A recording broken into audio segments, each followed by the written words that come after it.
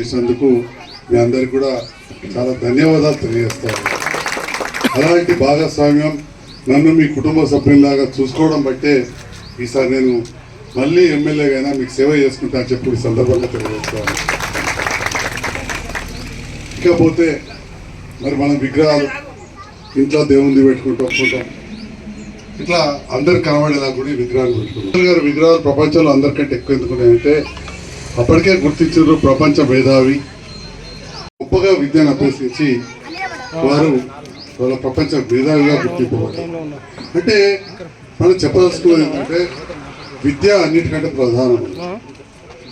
అందులోనూ అంబేద్కర్ గారు చదువుకున్న సందర్భంలో ఇక్కడ ఉన్న అంబేద్కరిస్టులు అందరికీ తెలుసు, నేను చెప్పాల్సిన అవసరం లేదు. వారు ఎదుర్కొన్న కుల వివక్ష కావచ్చు, వారికి తెలుసు.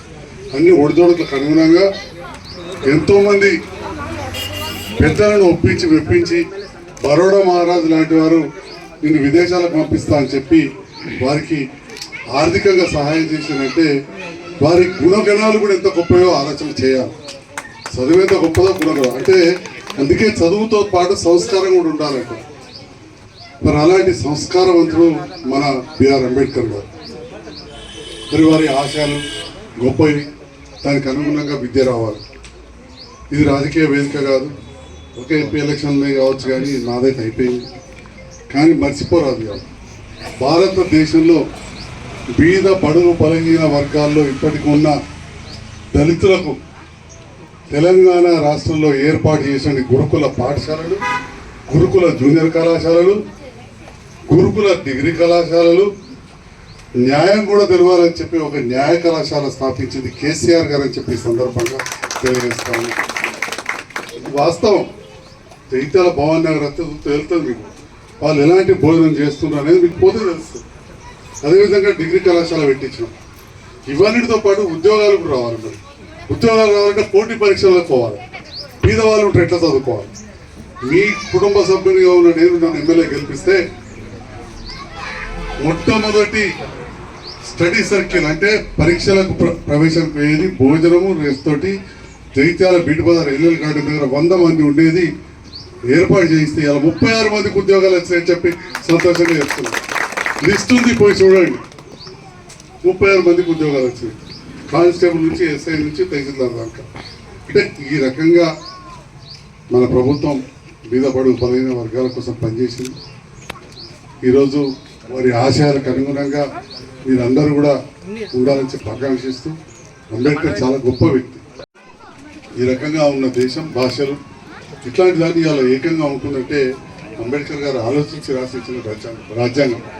ఆనాడే తెలంగాణ లాంటి రాష్ట్రాలు ఏర్పడాల్సిన అవసరం ఉండదు, చిన్న రాష్ట్రం అని చెప్పి అప్పుడే రాజ్యాంగంలో ఆర్టికల్ 3 పొందుపరిచింది. అప్పుడే పొందుపరిచింది. దాని ద్వారానే మనం మన పార్లమెంట్లో చేసుకోగలిగినాం.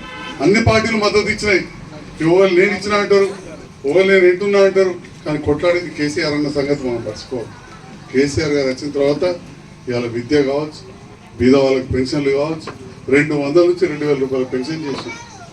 50 యూనిట్ల ఉచిత కరెంట్ ఉంటే దాన్ని 100 చేసాం. ఇంకా కొత్త ప్రభుత్వం 200 చేస్తా ఉంటుంది, అది వేరే విషయం.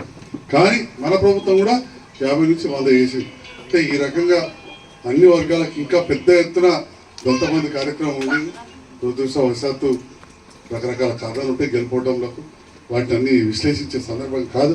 కానీ అంబేద్కర్ లాంటి మహనీయుని స్మరించుకుంటూ అంత పెద్ద విగ్రహాన్ని పెడితే దేశ విదేశాల నుంచి వచ్చి అక్కడ ఫోటోలు దిగుతున్నారు. మహనీయుని గుర్తుంచుకోవాలి.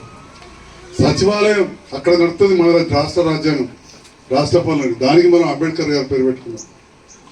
ఢిల్లీలో కొత్తది కట్టారు బీజేపీ ప్రభుత్వం, దానికి కూడా పెట్టాలని చెప్పి బయట వాటి ప్రెస్ స్టేట్మెంట్ ఇచ్చాడు కాదు, అసెంబ్లీలో తీర్మానం చేసినాం, చట్టసభలో.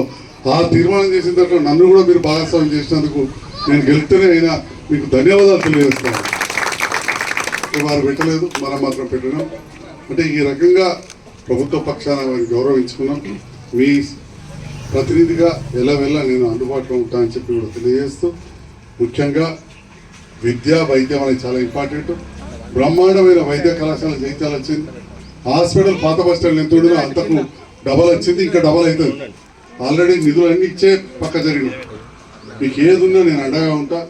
విద్యా విషయంలో గురుకుల పాఠశాలలో మన పిల్లలు చదివే వాళ్ళకి కానీ కొత్త వాళ్ళకి కానీ, ఎందుకంటే చదువుతోటే అన్నీ వస్తాయి. విద్య లేని వాడు వింత పశువు అంటారు.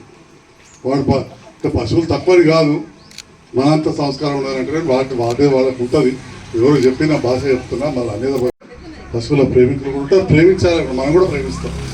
సో విద్య అనేది చాలా ప్రధానం. ఆ విషయాల్లో కూడా ఎల్లవేళ్ళ మీకు అందుబాటులో ఉంటాయని చెప్పి కూడా తెలియజేస్తూ నాకు ఈ అవకాశాన్ని ఇచ్చినందుకు మీ అందరికీ హృదయపూర్వక ధన్యవాదాలు.